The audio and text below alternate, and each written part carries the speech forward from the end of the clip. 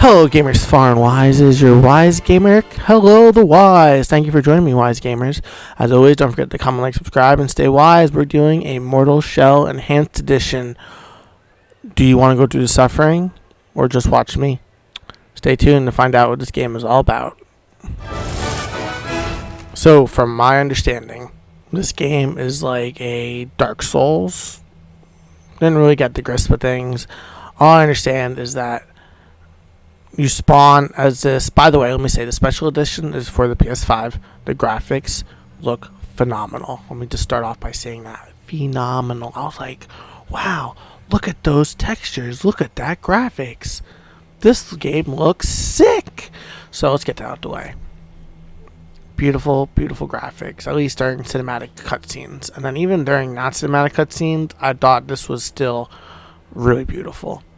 So now we're going to get into gameplay, but let's just admire how beautiful this is. Look at this. Woo, woo. Oof. Too bad I didn't like the game at all, but we'll get into that. So stay tuned.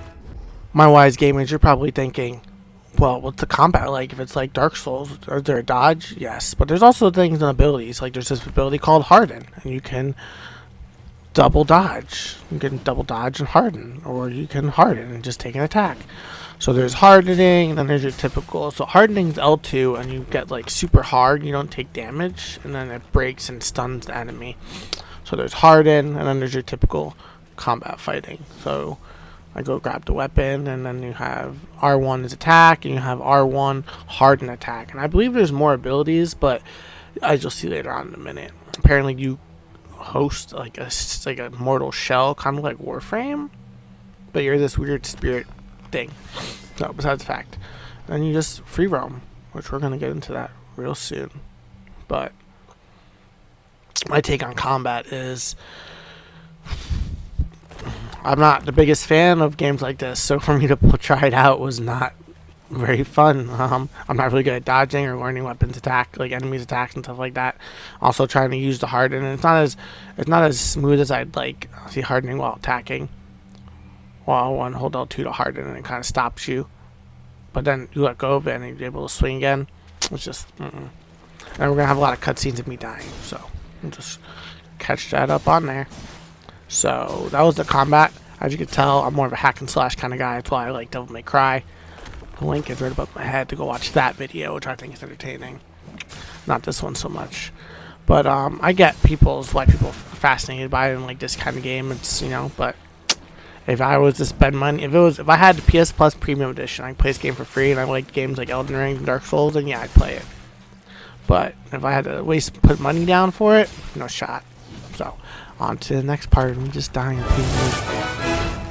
So there's these shells that you can stumble upon, and then get those shells have different abilities, kind of like an RPG aspect. So you kind of take over the shell.